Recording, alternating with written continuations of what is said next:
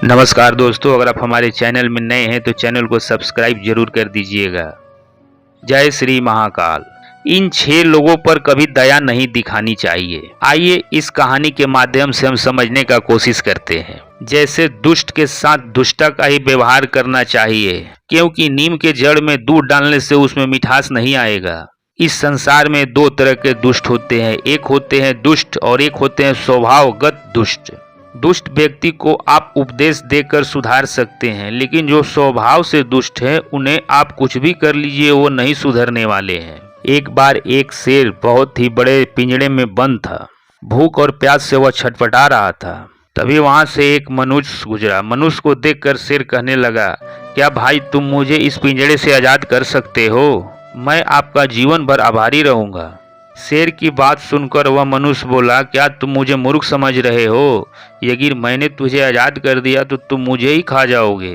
कहा जाता है कि विश्वासी का भी विश्वास नहीं करना चाहिए, तो अविश्वासी का क्या बात करें।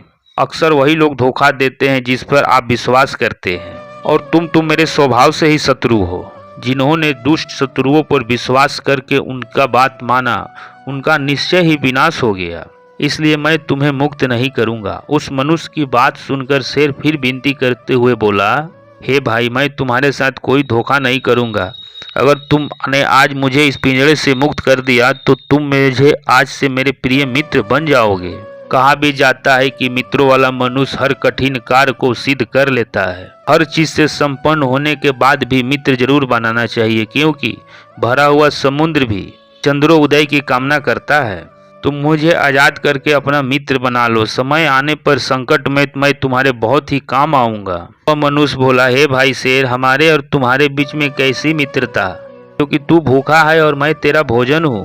विद्वान लोग कहते हैं कि मित्रता और विवाह संबंध हमेशा समान कुल वालों के साथ ही होते हैं। जो मूर्ख अपने से बड़े या अपने से छोटे या अपने से भिन्न जाति वाले लोगों से मित्रता करते हैं, वह हंसी के पात्र ही बनते हैं या मारे जाते हैं।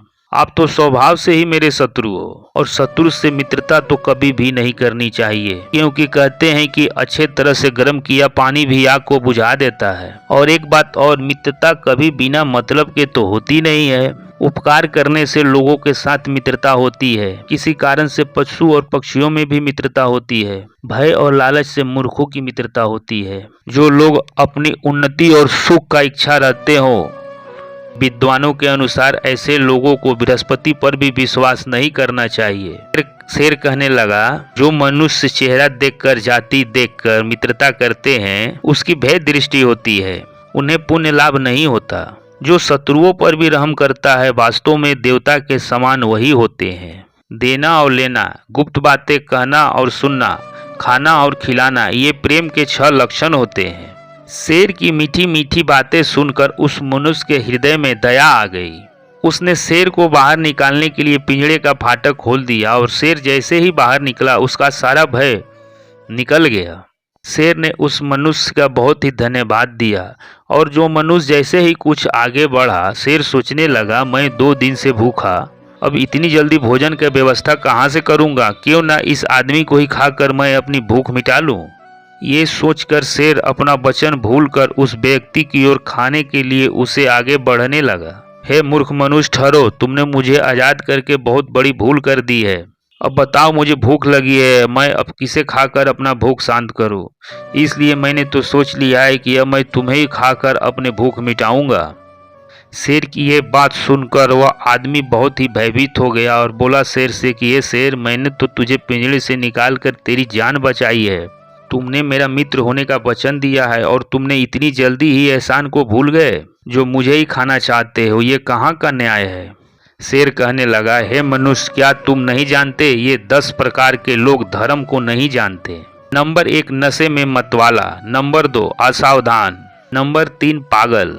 नंबर 4, भूखा। नंबर 5, क्रोधी। नंबर 6, जल्दबाज। नंबर 7, लोभी। नंबर 8, भयभीत। नंबर 9, कामी। इस समय भूख मिटाना ही मेरा धर्म है। मित्रता तो तब चलेगी जब मैं जीवित रहूंगा। शेर की मनसा समझकर वह आदमी सोचने लगा कि इस दुष्ट शेर को मैंने आजाद करके बहुत भारी गलती कर दी है। मैंने स्वयं ही विपत्ति मोल ली है। अब मैं किस प्रकार अपनी रक्षा करूं? कहा जाता है कि पत्थर के नीचे अगर उंगली दब जाए तो समझदार लोग धीरे धीरे ही उसे हटाते हैं। अचानक खींच लेने से उंगली टूट सकती है। दुश्मन को देखकर उसने बचने के 2 उपाय बताए गए हैं। पहला, हाथ चलाने का, और दूसरा, पैरों की तेजी। इतना कहकर वह मनुष्य तेजी से आगे की ओर बढ़ने लगा। शेर भी उसके पीछे पीछे ही चल रहा था।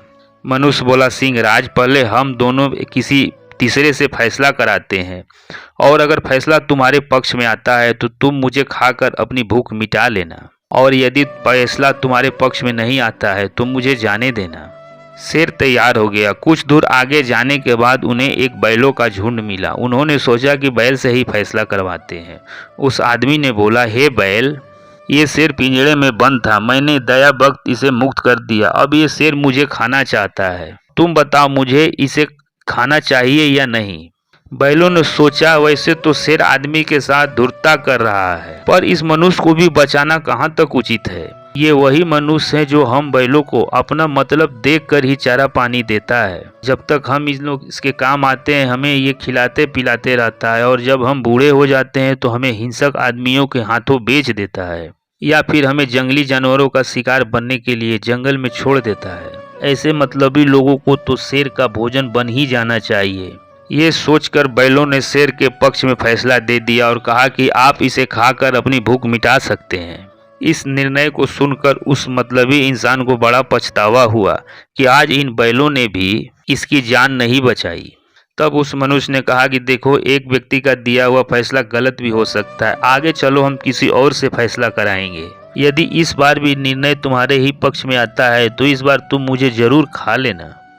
इस प्रकार जब दोनों आगे बढ़े तो उन्हें एक कुत्ता मिला। कुत्ते को भी वो दोनों ने अपनी कहानी सुनाई और कहा कि जैसा आप उचित समझे वैसा फैसला सुनाइए। कुत्ते ने सोचा कि यदि मैं शेर को मनुष्य को खाने के लिए बोल दूं तो कोई लाभ नहीं, ये शेर हम जैसे कुत्तों को और जानवरों को मार मार के खाता है, और यदि मैं इस मनुष्य को बचा लूं तो कम से कम ये 1 रोटी तो मुझे ये खाने को रोज अवश्य ही देगा। ये सोचकर कुत्ता उन दोनों को लेकर उसी स्थान पर आया जहां पिंजड़ा रखा हुआ था।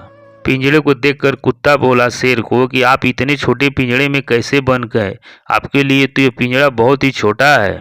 शेर बोला, नहीं, मैं इसी पिंजड़े में बंद था, इस इंसान ने मुझे इसी पिंजड़े से आज़ाद किया है। कुत्ता बोला, नहीं, आप इस पिंजड़े में आ ही नहीं सकते। जब कुत्ते बार बार कहने लगा कि नहीं जा सकते तो शेर उस पिंजड़े में झट से घुसकर उसे दिखाने लगा और बोला, देखो, मैं इसमें इसी तरह से बंद था। शेर जैसे ही उस पिंजड़े के अंदर घुस के कुछ कहना चाहा, कुत्ते ने उस आदमी से बोलकर उस पिंजड़े का खिड़की बंद करवा दिया। अब शेर फिर से उस पिंजड़े में कैद हो गया। कुत्ता बोला, दुष्ट शेर, तेरा स्थान यही पिंजड़ा है, अब तू इसी में बंद रहकर भूखे और प्यासे मर। इसीलिए कहा जाता है कि दुष्टों पर दया दिखाना बहुत भारी मूर्खता होती है, और जिन्होंने दुष्टों पर रहम किया उनका निश्चय ही विनाश हो गया। औरों का काम बिगाड़ने वाला और अपना काम निकालने वाला पाखंडी, जो वाणी से तो बहुत ही मधुर लेकिन अंदर से क्रूर होते हैं, वे क्षमा के योग्य नहीं होते। मनुष्यों के लिए उनकी मूर्खता सबसे बड़ी दुख का कारण बन जाती है। बुद्धिमान पुरुषों को चाहिए कि मूर्ख, अभिमानी, क्रोधी, साहसी और धर्महीन पुरुषों के साथ मित्रता ना करे। दुष्ट, शत्रु, एहसान फरामोश, मतलबी, धूर्त और धोखेबाज, इन लोगों पर कभी भी दया नहीं दिखानी चाहिए। तो दोस्तों, अगर आपको ये वीडियो अच्छी लगी हो तो चैनल को सब्सक्राइब और वीडियो को लाइक ज़रूर कर दीजिएगा, और हाँ, कमेंट करना मत भूलिएगा। मिलेंगे अपने नए वीडियो में, तब तक के लिए नमस्कार।